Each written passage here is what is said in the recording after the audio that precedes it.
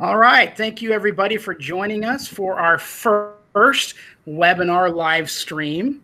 My name is Jeremy Trosh, one of the counselors at Claremont High School. Tonight, we're going to be talking about college fit, and that'll be presented by Mrs. Mitchell and Mrs. Cizik. But before we do that, I want to highlight a couple of things on the Claremont High School website. Under the Counseling Department link, if you click on the Counseling Resources for Juniors, this is where all of our webinars will be posted, along with other resources that you'll need for the college admissions process. Also on here, at the end of our presentation, we'll have a question and answer session.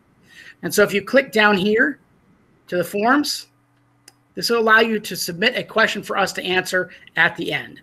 So without further ado, I present Mrs. Mitchell and Mrs. Cizik on college fit. Okay, thank you so much, Mr. Trosh. And welcome, everybody. We are glad that you're joining us this evening.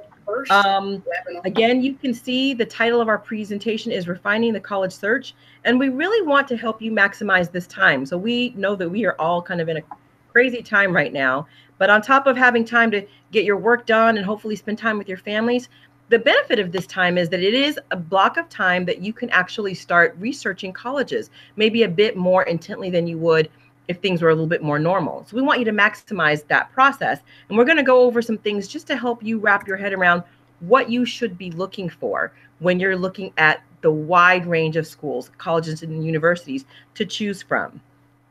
Hi, Mrs. Cizik here. I'm going to first start off talking a little bit about what is on tonight's agenda. So the first thing is we want students to know that there is a college out there for everyone. Oftentimes, students may find that there is not just one college, but there are many colleges. Oh, excuse me, let me go back there. The next thing we want to talk about is creating a list of potential colleges. The beauty of starting this process early is you have the time to really think about the criteria that is important to you that will help you create that list of potential colleges. And last but not least, once you put together that list, the next thing we want to talk about is the college visit, or what we're calling the non-college visit. The next two slides that we're going to talk about will give you some important factors and criteria that you should consider when choosing the college that's right for you. Okay, so I'm going to take it from here, and let's talk about two key factors, location and academics. So location is obviously a big factor. How close or far away you are from home is a big deal. And students, assuming that you're in your junior year, and we know that we may have some students who are logged in, who are in younger grade levels or lower grade levels, your desire to be closer or farther away from home really might change from year to year. So as a sophomore, you may think, I really want to stay close to home. And by the time you gain some independence as a junior and your senior year, you might feel like, I'm okay to venture a little bit farther out. Let's go back one more slide, Ms. Cizik. I think we jumped ahead. Sure. Also, when you're thinking about location, on the screen, you can see some basic things to consider. Some students fall in love with a campus on the East Coast, and we Southern California people don't always know what it's like to live on the East Coast, or as Ms. Cizik could talk about, in Wisconsin, where it's going to be cold a large part of the time. And so you really want to make sure that you research those things and find out what's important to you. Regarding academics, there are lots of things to consider. Obviously, most of you at a certain point will start thinking about a major or a couple of majors that you might be interested in. Don't be overwhelmed if you really can't pinpoint your major. It's an important consideration, but we know that when you are 16 or 17 or even 18 years old, it's impossible to know exactly what you want to do for the rest of your life. But then you may want to make sure that you're attending a school that has a broad range of majors so that if you do change your mind, that you do have that flexibility. You really want to think about the academic requirements of an institution. So in other words, students will often get very latched to a certain type of a school. And what you need to make sure of is what are the requirements for that particular school. So if we're looking at a school that's highly selective, meaning that they're going to take far fewer applicants than the number of students who apply, you need to make sure that you realize, wow, this school has maybe a very small percentage of acceptances. Maybe they're really going to emphasize the fact that I've taken 4 years of science or 4 years of a language. And if that fits you, then great. But if you know that, that's really not my thing, and I don't necessarily want to attend a school that's quite as selective, that's good for you to know at this point in time as you're solidifying your list. The instructional style is important also. As high schoolers, you're used to a semester system. You're used to a first semester and a second semester. And many colleges operate off of that same premise as well. But you should be aware that some schools operate off of a trimester or a quarter system. So for example, most of the UC campuses offer a program of study in which the semesters, they're not semesters, they are quarters. And that goes very fast. If you are a student who might be overwhelmed by the pace of a quarter system school, that's something that you really want to make sure that you're investigating when you're looking at the type of school that is on your list. The campus size is important because, again, do you want a school that's about the same size as Claremont High School, 10 times as large, or even smaller? These are things to consider. Where will you feel comfortable? And also, it's really important to go on a school's website and communicate with them about the different resources. Many students have special needs in which they feel that they want to go to a campus that's going to really meet their either religious needs or cultural needs. Some students may have disabilities in which having a support center for vision or hearing impairments is a key factor. And so make sure that you are looking at all of these different factors when you are examining schools. Now, in addition to location academics, it's important to look at the campus itself and the social life that will surround you. For many, a big factor to consider is the size of the campus. For some, students want a large campus experience, while others prefer a smaller, more intimate campus where the class sizes are much smaller. If you want to live on campus, you'll need to search for a school that offers on-campus housing and what type of housing that they have to offer. Are you looking for a campus with a diverse population representing different ethnic groups and different activities? And obviously, cost is always a factor. But the one thing that I will say, please do not let the cost of a college deter you from looking into that school further. Oftentimes, the most expensive schools can be the most affordable options depending on the financial aid and the scholarships that they have to offer. And social life, for obvious reasons, is an important factor too.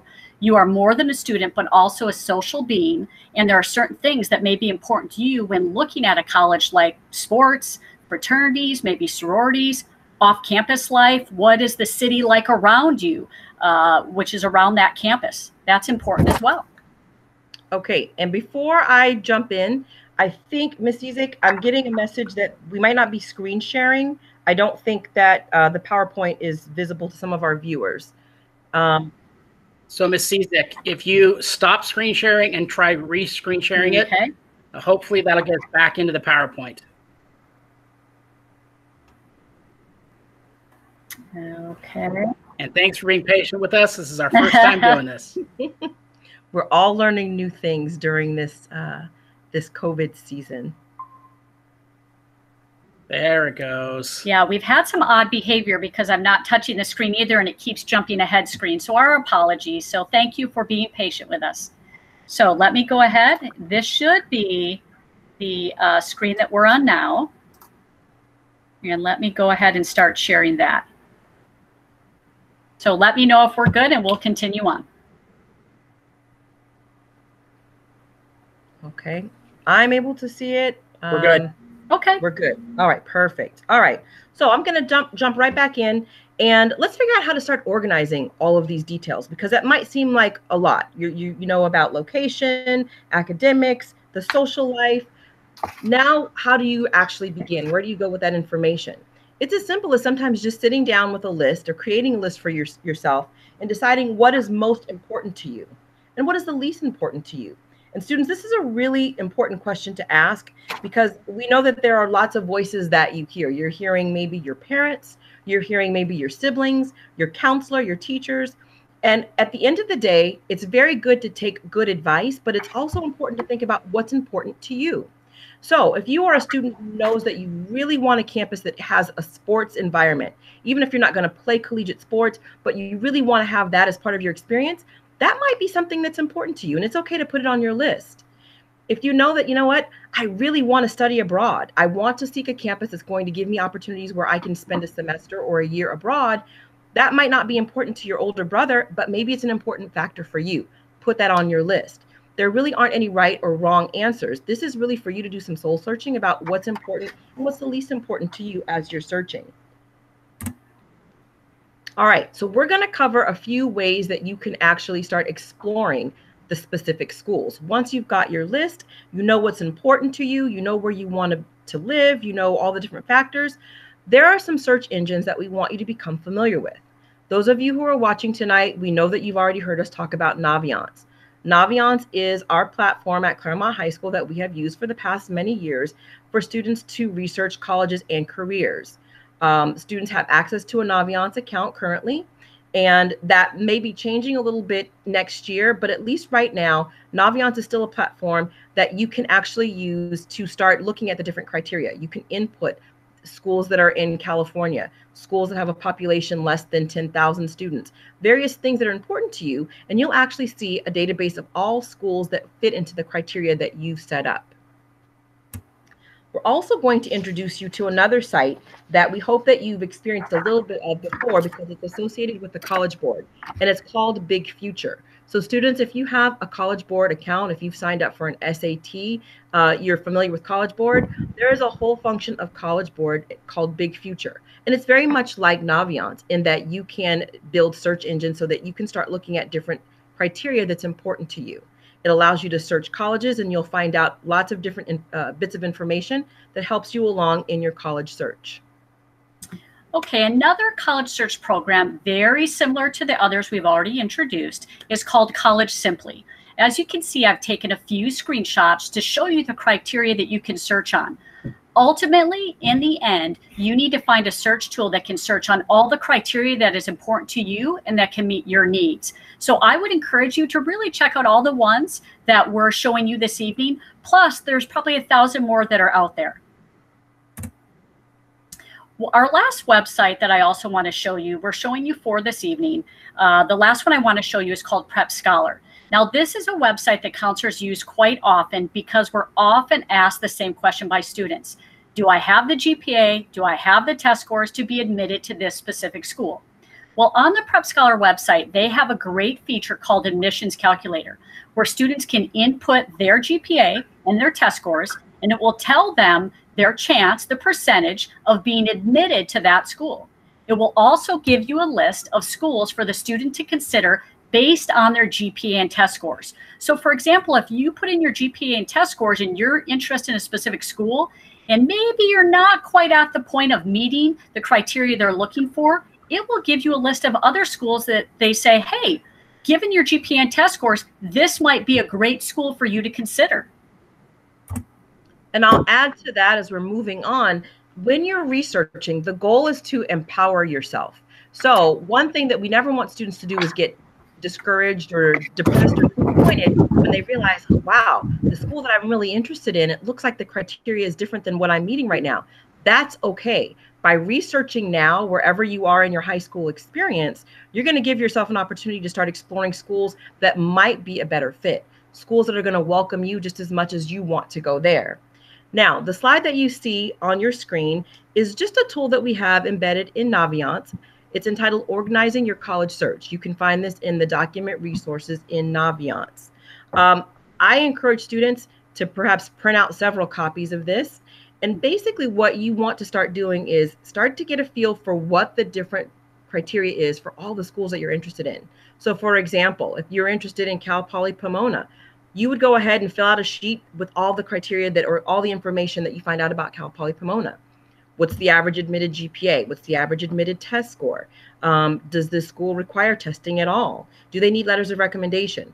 These bits of information are going to be very important for you, especially when you're a senior and you're trying to organize your time in terms of where do you need to send transcripts? Where do you need to send letters? So it's just a good way for you to start organizing all the information that you get about the various schools that you're interested in. And the other thing I'll say is maybe this form doesn't work for you, and that's okay. But this at least gives you a guide that maybe you create your own type of form that can help you stay organized. Okay, so the college visit, which is really a key feature of looking at schools, and that's the exciting part because it's a really good way for you to get a sense of, now that I know some things about this campus and it seems like a good place for me, I really want to have a chance to actually go and visit. Now, we know that we're all dealing with a situation right now that makes it a little bit impossible to do that. But our hope and our goal is that this won't be a permanent situation, and that in a short while, we will be able to kind of resume some normal activities. So we're going to talk to you about the things that you should do when you visit a college. These are places that you should go. The library. Go to the cafeteria. That might seem silly. What if I'm not hungry? You don't have to be hungry. Just go and see what the selections are. Get a sense of, wow, this is kind of cool. I think I feel comfortable here.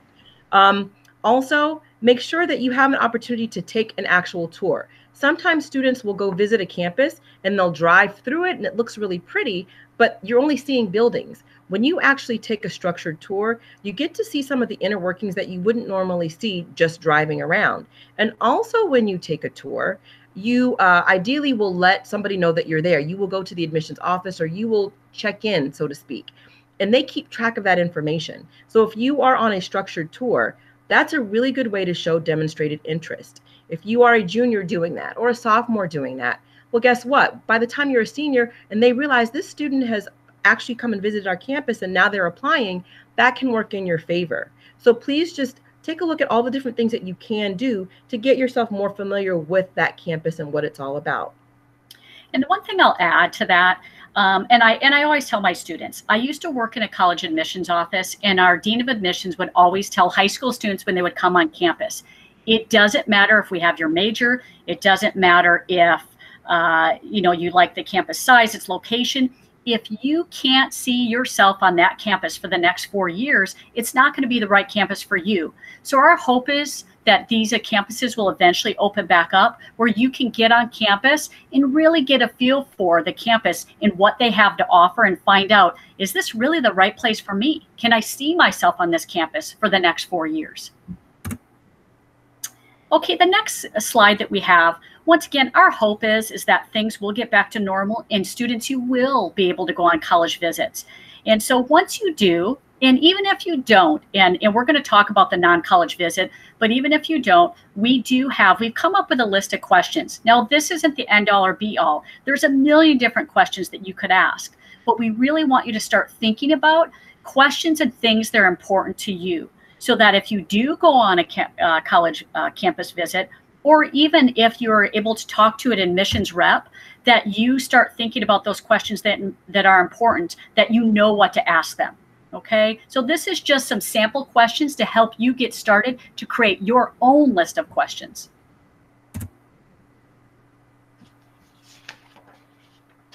All right, so as Ms. Cizik mentioned, right now is the perfect time for the non-college visit. So there are things that you can learn about a campus, even if you can't actually set foot on that campus. So if you can't go, what can you do? Well, number one, you can get on their mailing list, okay? This is actually the perfect time because schools are really outreaching to students.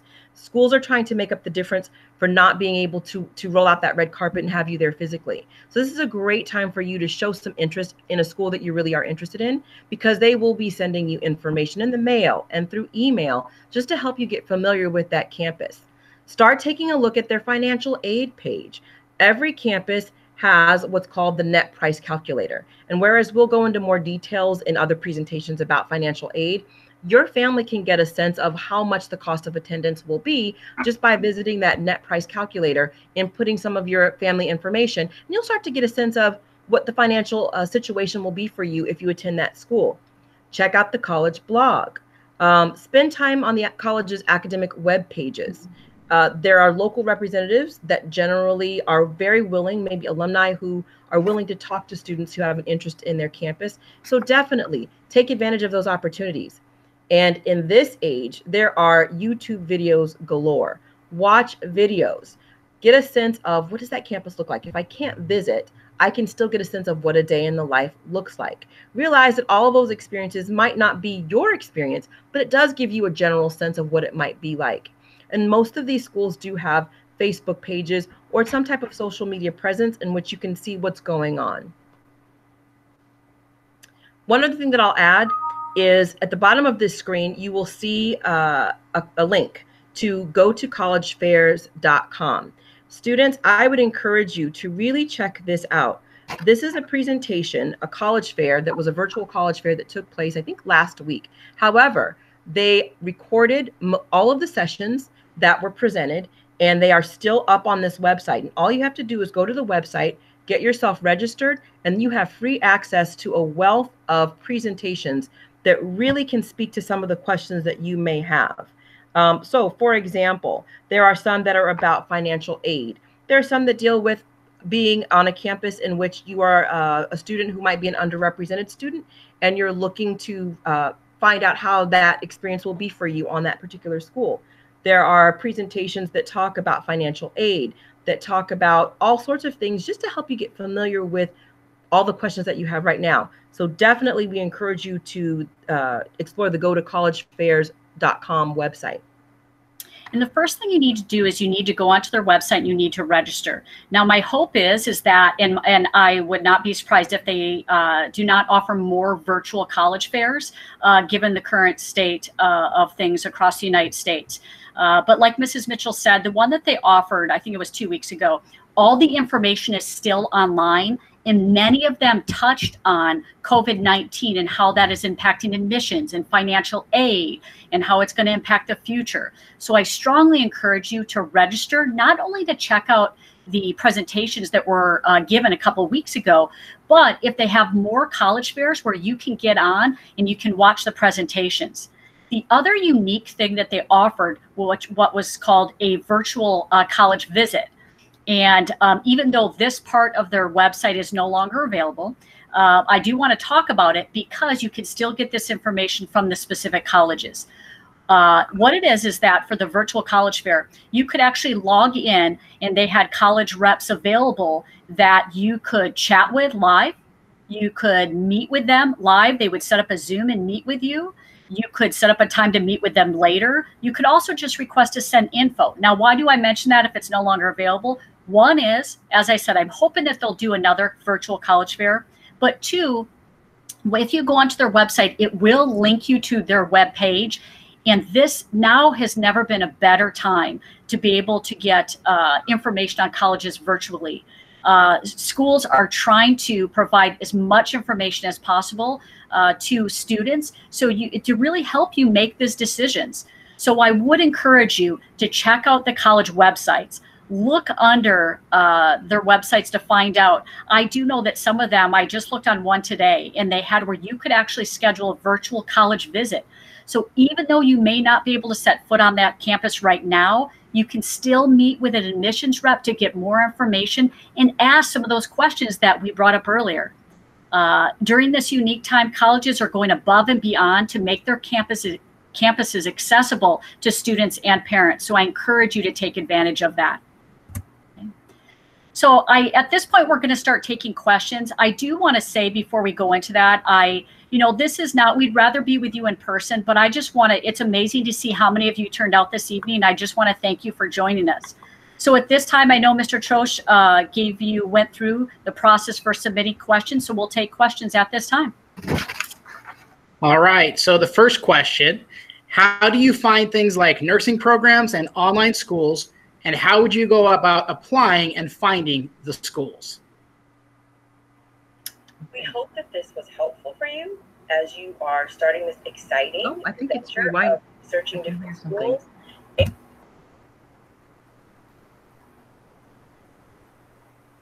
Okay. We hope that this was Technical difficulties. I'm not sure. Live television. Okay. So if I'm understanding the question correctly, the student is inquiring about how do they find like specific nursing programs? Yes. That's part of the question. Then online schools is also part of the question. Okay. So as far as nursing programs, I think back to what we were talking about when you're researching schools, one of the criteria is you're looking specifically for nursing. That's one of the things that you can put in the criteria. When you're researching, whether it's on Naviance or Big Future, on that school's website, you can most definitely find out if they have a specific nursing school, what their nursing program looks like. That information is not hidden at all. And then it's just a matter of you maybe comparing different programs. And so you might find that there's a school that doesn't offer a specific nursing program, but they have coursework that lends itself for nurse training. But some schools have a more extensive nursing program. You might have to help me out with the other part of the question, or Ms. Cizik, feel free to jump in. No. So how do you find online schools? Okay. Say that again. I missed that. The question was, how do you find online schools? Online schools. I'm assuming questions about schools that are taught completely online. Oh, okay. So like, for example, I know like University of Phoenix, online providers, that is a whole different branch of schooling. Some schools are entirely online. And I think that when you're researching campuses, I'm not quite sure if that pops up as a criteria, if it's online or not, because I don't know if I've ever seen that as one of the questions, if it's online or if it's an in-person campus. But it's probably a Google search too. I mean, that's what I was thinking as well. A Google search. Now, the thing about Google is this: you can Google something and come up with a ton of information. I think once you do a Google search and you start finding names of schools, then the job is going to be doing research. So you're really looking to find a body of schools to start the research process. Not all schools are created equal. So you want to make sure that you're looking at a place that's reputable, that's an accredited institution that's going to lead you to the career that you're looking for. But once you have names of schools, then it's not too difficult to start looking at their accreditation, looking at their track record in terms of where are students employed after they attend this university or this program.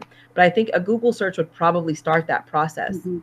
And given the circumstances, you never know. They could be adding that as the criteria search, but I haven't seen it recently.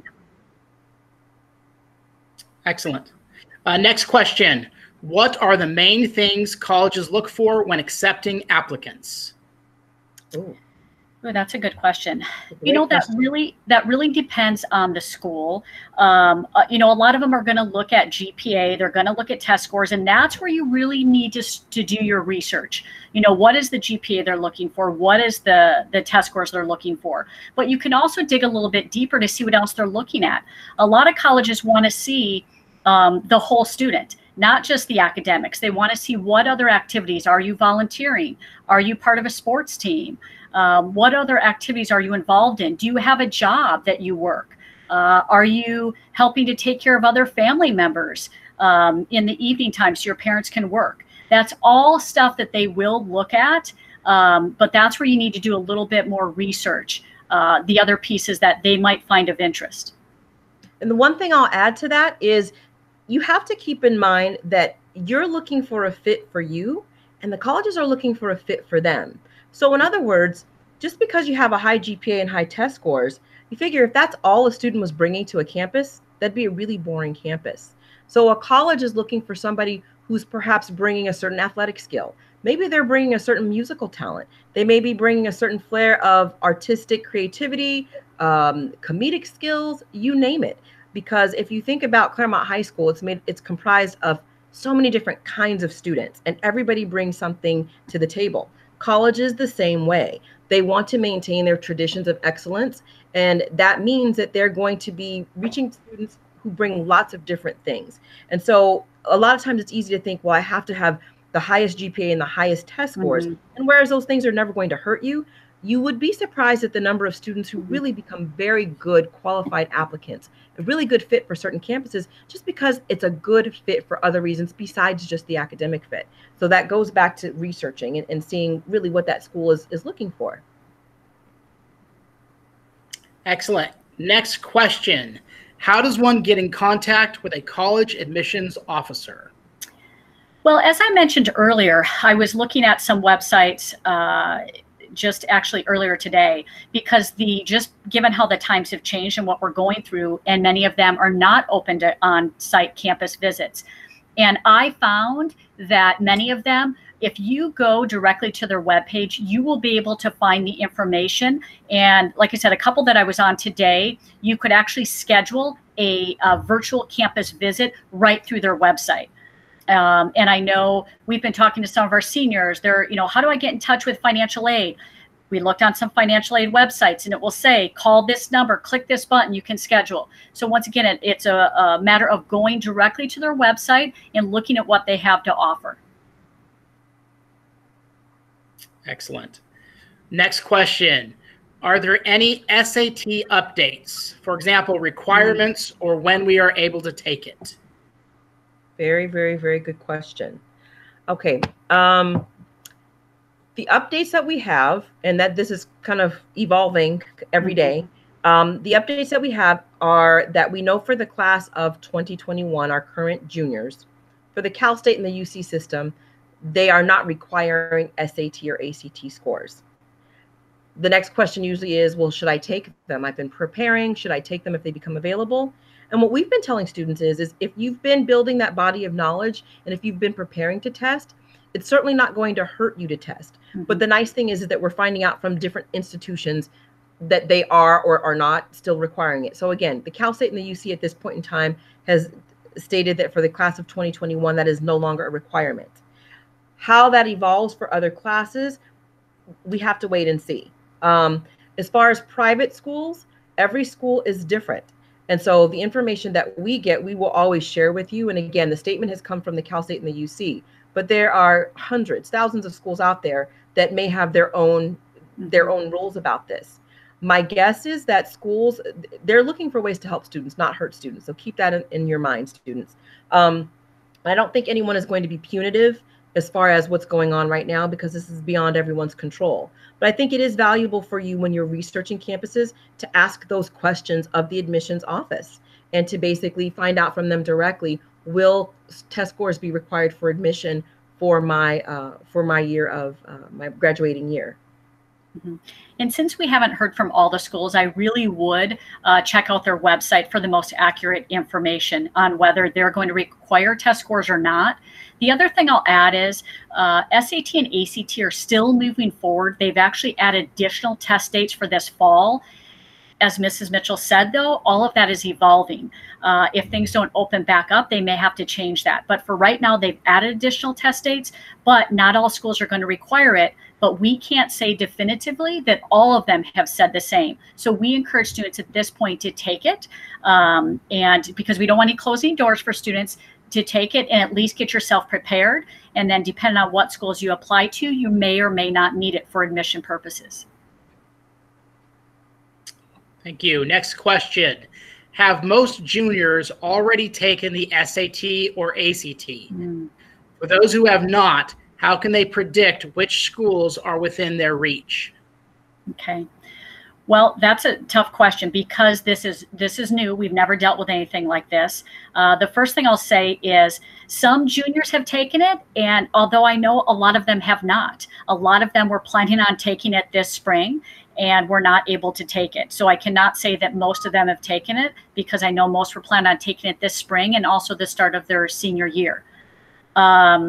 Because this is new, we've never had to deal with this before. Right now, we're not sure how schools are going to handle not having the SAT as another factor to consider.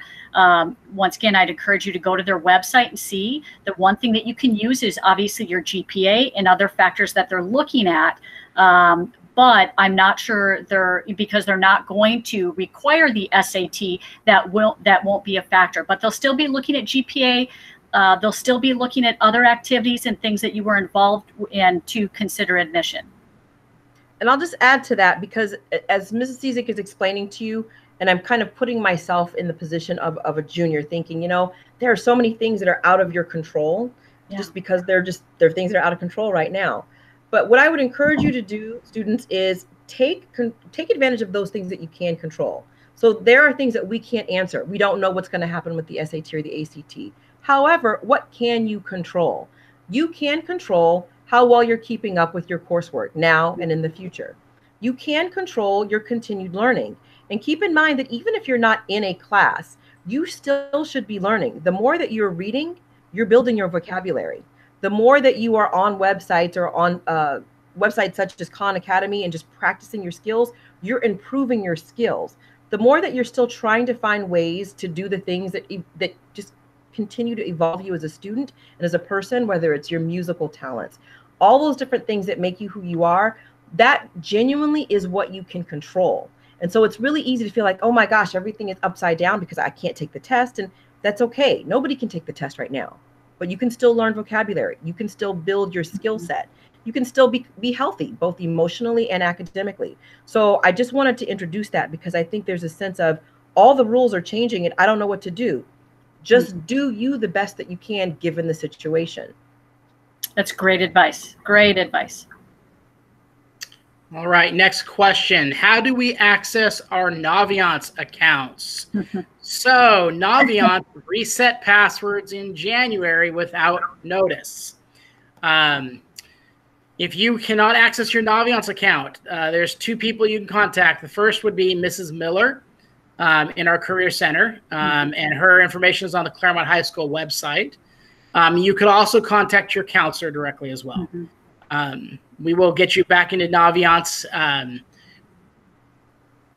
Wasn't our doing, so it made it hard on us. But yes, we can get you access into it. We've actually received, all of us have received quite a few emails from students. And what that entails is we log in, we reset your password, and we send you the new password, and it allows you to change it to something you can remember. Good. Next question. If I plan on going into medical school, is it necessary for me to attend a school that has a specific pre-med program? It's a really good question. It's not mandatory. Okay. I'll give you just an example, and it's not a bad idea, because of course, why wouldn't you want to go to a school that has a strong medical program? Some students actually look for, is it called like a 7-year program, or there are certain programs that you can actually start working on your medical schooling during your undergraduate. But on the flip side of that, there are some students who have a deep love of something besides just science, besides just medicine. And they go to college and they major in history, and they still go to medical school. Okay. In fact, I've known of some people personally who went to college, took that first year of that, organic chemistry class, and just freaked out and decided, maybe I don't want to do this anymore. When in fact, that's not a determining factor of whether or not you're going to be successful in medical school.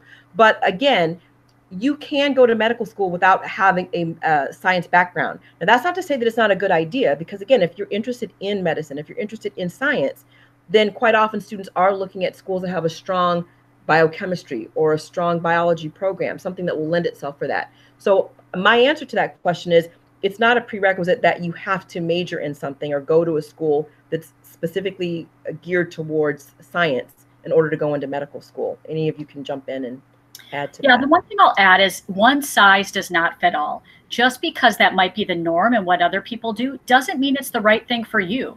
What I encourage you to do, and I'll tell you, it's one of the best things you could do, is talk to people in the medical field. Talk to doctors. Ask them, you know what? How did you start out? What was your undergrad? What did you do?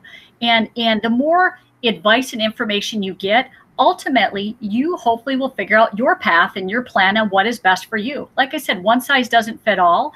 And so you just have to figure out what's right for you. Excellent. Next question. How do you acquire an athletic scholarship? Okay, I can address that. That really comes down to the coaches. I know a lot of times students would come to the counselor and say, hey, I want an athletic scholarship. I encourage you, whatever the sport is, talk to your high school coach. If you're on a travel ball team, something like that, talk to your coach. If they have connections, they can help you reach out to coaches of schools that maybe you're interested in, number one. Or two, if you don't have that person to help you get connected, then I encourage you to start looking at schools that you're interested in, and you start reaching out to those coaches. Let them know, hey, I'm interested in your school and I would love to play on your athletic team. Okay. Usually what you can do, once again, go to their website, look under the sport that you're interested in, find out who the coach is, and start to make contact. Ultimately, it comes down to, it's up to the coach of that university to offer that athletic scholarship, but you need to open that door. So I encourage you to make that first step, make that first move. Thank you. Next question. What preferences do the Claremont colleges show to CHS graduates? Good question. If you don't know, the Claremont colleges are highly selective. So when we're talking about selective schools, that's an example of a body of schools that are highly selective. They are getting applicants from all over the country, from all over the world. Yeah. And so they are highly selective. What does that mean for you as a Claremont High School student? I think what it means is it gives you a better sense of the colleges. So not so much as far as admission and how they're going to view you, but I think it gives you a firsthand experience of seeing the school, talking to the professors, kind of getting an interaction with that campus in a way that maybe a student who's living out of the area would not be able to do. So like we've said before, a key part of the admission process is learning what you can about the campus, building a relationship with that campus, taking advantage of opportunities that they may offer. If they have summer outreach programs and you are a participant, if you are going on campus tours there because it's accessible to you, again, that's just giving you, I don't want to say an advantage, but it's giving you exposure and experience with that campus that, again, somebody who's not in this area, they may not have that same experience. So it doesn't mean that you're automatically admitted because you're a CHS student, but I think you've got the proximity to make an impression, and you have the proximity to engage with that campus in a way that would help any applicant, if that makes sense. Mm-hmm. And every year we have students who end up, upon graduation, they end up going to the Claremont colleges. And I would agree to that. I really think the best thing you can do is get on that campus, talk to some admission people, and I would ask them that question. What do I need to do to be admitted here? And they can provide you the best advice because they're the ones that are making those decisions. Thank you. Next question. Would it negatively affect my application if I don't have an SAT score? For example, if there is a student who is just like me, but also sent in an SAT score since they took it, would they choose that student over me? That's a great question. The colleges have told us, those that have come out and that have said they are not going to require SAT scores, they have said they will not hold that against students for not taking the SAT or the ACT. It would be, if they do have a score, it would be a factor that they would consider, but it's not going to be required. So it will not be held against you for not taking it. Once again, they're going to look at the whole student. They're going to look at many different factors, but SAT or the ACT is not a requirement for them to consider you for admission.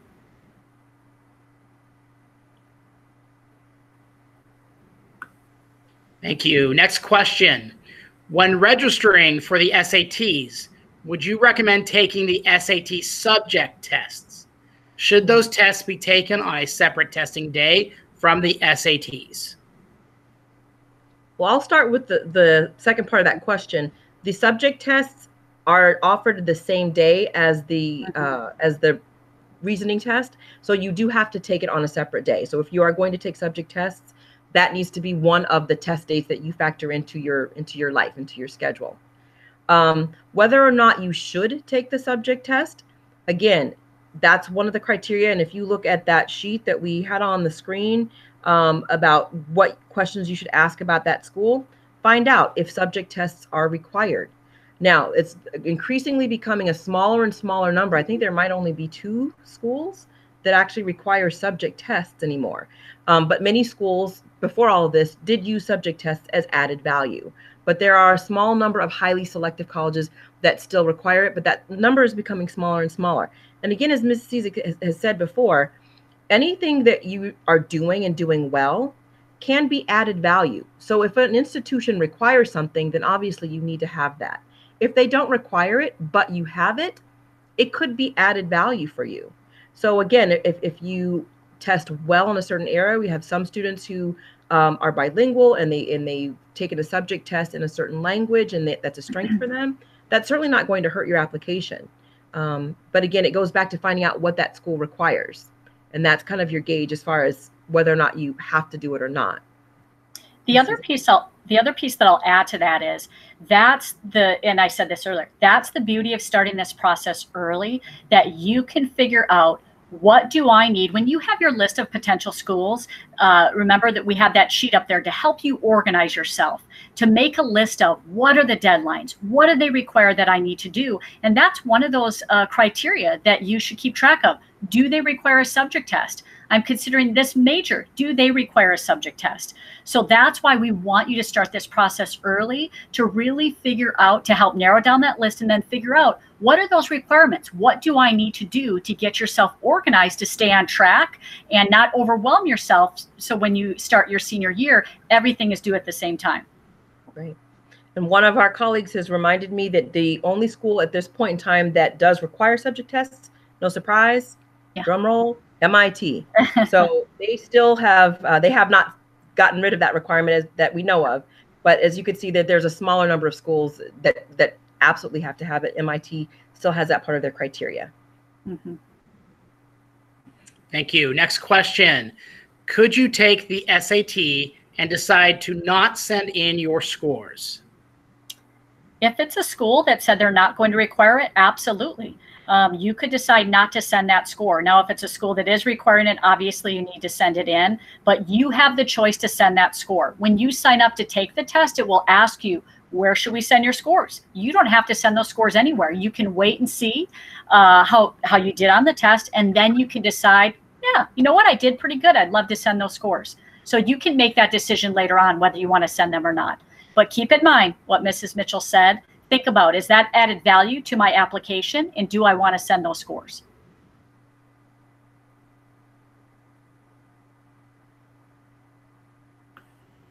Okay, I think that was our last question. Before we go, I want to thank you guys for joining us. Oh, got one more. Sorry. One more question. Okay. Will there be another opportunity to take the Tech Ed Challenge exam? Yay, Tech Ed. Great question. We cannot end the night without a Tech Ed question. I know. Yes. Yes. Because we don't know what's going to happen. Yes, we're hoping to have an exam date in August. We don't know if that will be in an online format or in person. Once again, we're waiting to see what happens, but please know that's something I'll tell you that we talk about most every day is Tech Ed. And that's something that we understand students, especially our juniors, are concerned about. So please know that we're working about it. We're there with you. We're trying to get things put in place so that that exam will be offered. Okay, so we will let you know as soon as we know more about that, but the hope is it will be offered in August for students to take it. All right, well, we want to thank everybody for joining us for this live stream event. We will be doing another live stream on Thursday, same time. That link is on the Claremont High School website. We will also send it out through Remind and through Blackboard to the parents.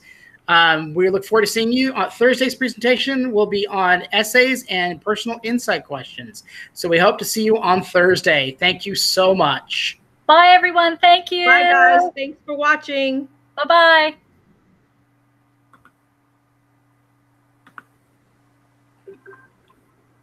And we're off. Are you sure? Oh. We're off for sure? Yes. Woo!